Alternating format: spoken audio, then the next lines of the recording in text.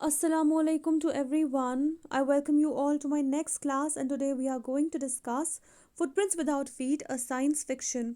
Now, as all of you know कि question bank में आपको ऐसे कुछ क्वेश्चंस दिए हैं जो from in between the chapter आपसे पूछे जाएंगे। तो इंग्लिश में लेकिन एक चीज़ आपके पास एक चीज़ का एडवांटेज है कि अगर क्वेश्चन आपको इन बिटवीन द चैप्टर से पूछा जाता है, you still can answer it in your own words if you know the story, isn't it? So I'll try to cover all those questions which have been asked from between the text. ठीक है?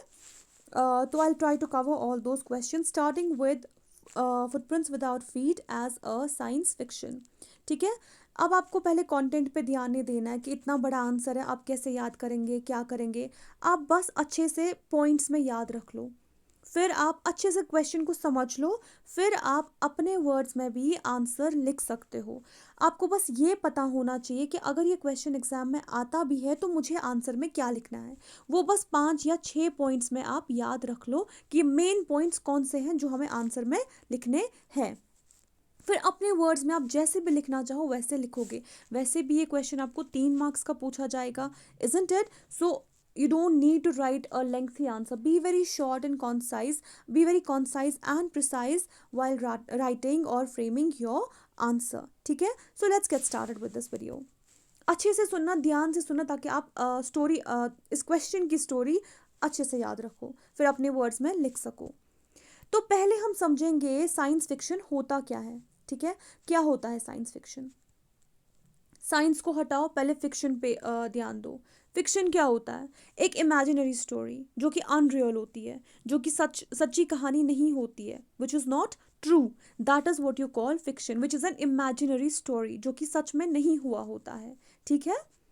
और जब आप उसमें science डाल देते हो ऐसी किसी इमेजिनरी स्टोरी में which is unreal, which is not true, उसमें जब आप साइंस का टिंज डाल देते हो, लेटेस्ट टेक्नोलॉजी के बारे में बात करते हो, साइंटिफिक चीज़ों के बारे में बात करते हो, डिस्कवरीज के बारे में बात करते हो, तो ये क्या बन जाता है? Science fiction. फिर साइंस फिक्शन में क्या होता है? वो एक नॉर्मल स्टोरी नहीं होती है, उसमें आप एडवांस टेक्नोलॉजीज देखोगे जो कि अनरियल होंगे, जो कि अभी तक दुनिया में नहीं हुई होंगी। ठीक है? उसको साइंस फिक्शन कहते हैं। अगर पहले से ही वो चीज़ हुई है तो that is not a fiction.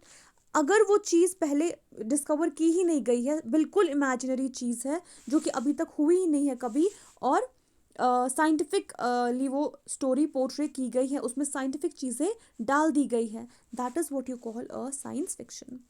So what is a science fiction? Science fiction is a fictional story typically dealing with imaginative concept where advanced science and technology has been used. आपने मूवी देखी होगी robot, isn't it? वो क्या था? ऐसा robot अभी उस time पे नहीं बना था, और अगर बना भी होता तो लोगों को नहीं पता थी। उस टाइम पे नहीं बना था, जब रोबोट मूवी आई थी उस टाइम पे ऐसा कोई रोबो नहीं बना था। सो एट दैट टाइम वो क्या थी? वो एक साइंस फिक्शन थी। वेन एवर यू सी, या फिर आपने क्रिश मूवी देखी होगी, isn't it? वो भी क्या थी? एक साइंस फिक्शन थी। So whenever you put scientific things into a fictional story, whenever you put any latest और advance technology into any story, into any fictional story, वो क्या बन जाती है? वो science fiction बन जाती है। ठीक है? तो फुटप्रिंट्स विदाउट फीट भी जो है वो क्या है? वो एक साइंस फिक्शन ही है। क्यों? इसमें writer has gone to the extent of portraying this discovery with an ability of making a man invisible.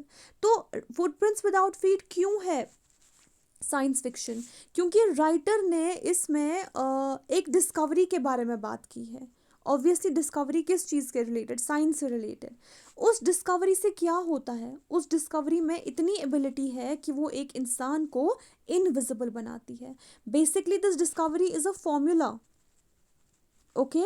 It's a formula, it's a kind of a drug which the person takes. वो इंसान को ना वो आगे पढ़ेंगे, जो कि ये इंसान लेता है, और उससे क्या होता है? उस ड्रग से, उस ड्रग में वो ऐसी डिस्कवरी है जिसकी उसमें इतनी एबिलिटी है कि एक इंसान क्या बन जाएगा? इनविजिबल, वो किसी को दिखाई नहीं देगा। तो इसी स्टोरी में एक साइंटिस्ट के बारे में बात की गई है। वो कौन सा साइंटिस्ट है? Griffin. The name of the scientist is Griffin, who has been portrayed as an eccentric scientist. Eccentric means strange और ऑड। स्ट्रेंज और ऑड क्यों? उसके नेचर की वजह से, उसकी क्वालिटीज की वजह से। ऑल्दो वो साइंटिस्ट बहुत ही brilliant, over ambitious, intelligent scientist था, लेकिन because of some of the qualities that he had, that he possessed, he was very strange in his nature. तो ये जो ग्रिफिन था, he has been portrayed as the eccentric scientist who develops an unrealistic ambition. Obviously writer खुद तो नहीं बनाएगा ना, उसने जो कैरेक्टर स्टोरी में रखा होगा वो कौन है? वो ग्रिफिन है। ग्रिफिन ही साइंटिस्ट है जिसने उसको दिखाया है कि वो एक डिस्कवरी कर रहा है। तो डिस्कवरी क्या है? उसका एक अनरियलिस्टिक एम्बिशन था। क्या एम्बिशन था उसका? To find a formula that could make a living being invisible. पहले आप धीरे धीरे ये आंसर समझो, फिर मैं एक साथ ही आपको पॉइंट्स में बताऊंगी और फिर आपको अच्छे से याद रहेगा, ठीक है? तो पूरा वीडियो अच्छे से देखो। To find a formula that could make a living being invisible. तो स्टोरी में आप क्या देखते हो?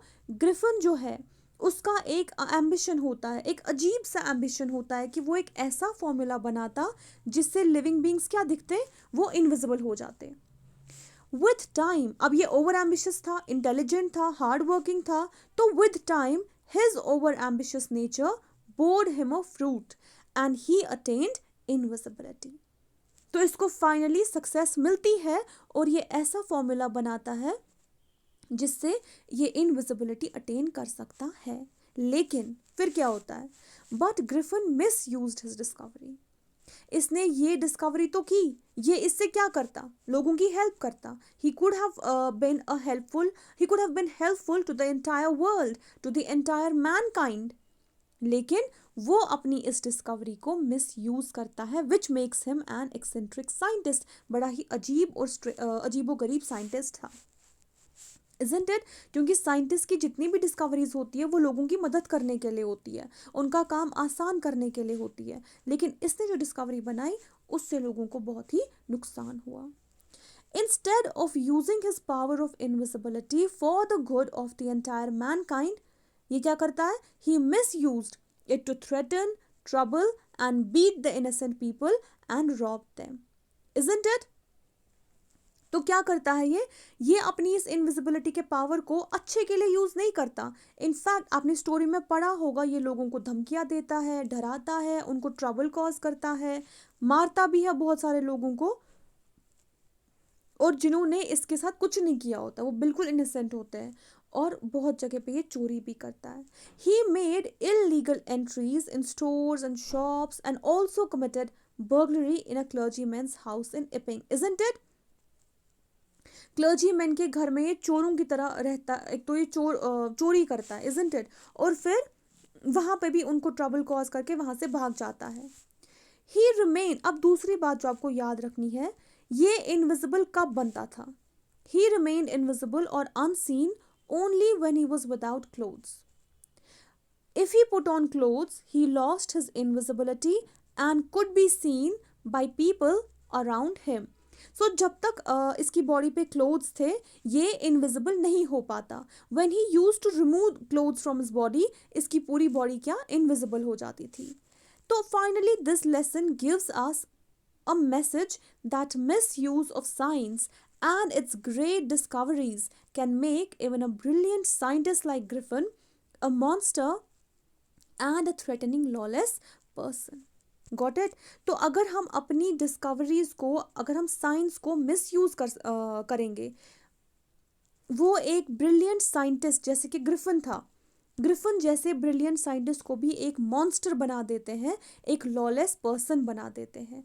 तो अब आप इस आंसर में कैसे, अब ये पूरा आंसर आप कैसे याद रखोगे? पहले आप क्या लिखोगे कि साइंस फिक्शन होता क्या है?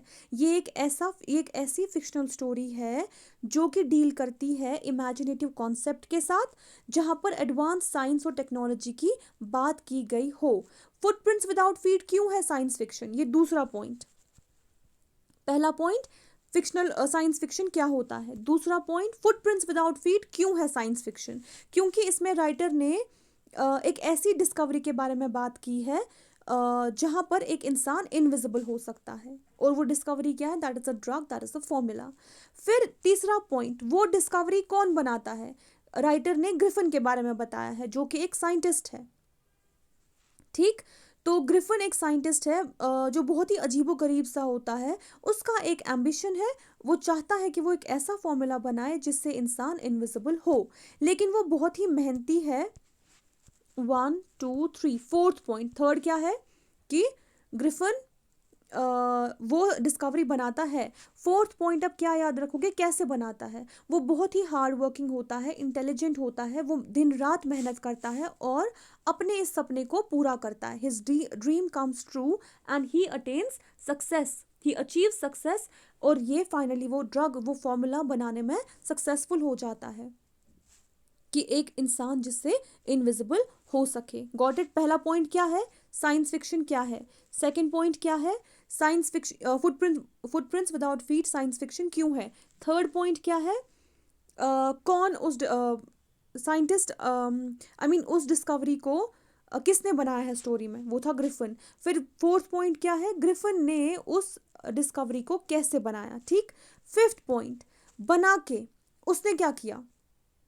आप एक रिदम में ये लर्न कर सकते हो। जब उसने वो डिस्कवरी बनाई, फिर क्या किया? उसने उसको मिस यूज किया।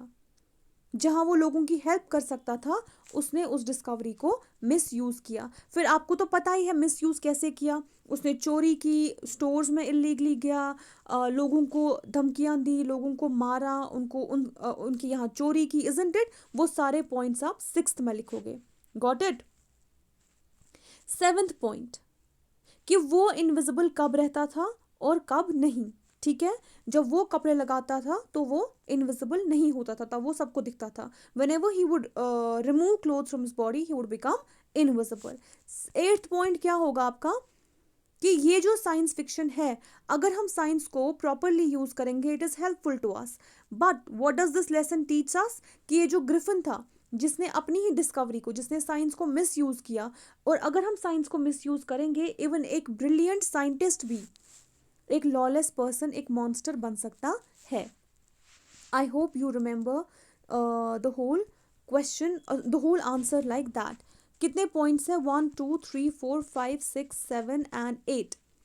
पहला point, what is a science fiction? Footprints without feet science fiction क्यों है? तीसरा, किसने वो डिस्कवरी बनाई थी इसमें? कैसे बनाई थी वो डिस्कवरी? डिस्कवरी बनाने के बाद उसने क्या किया? सिक्स पॉइंट क्या होगा? What was the sixth point?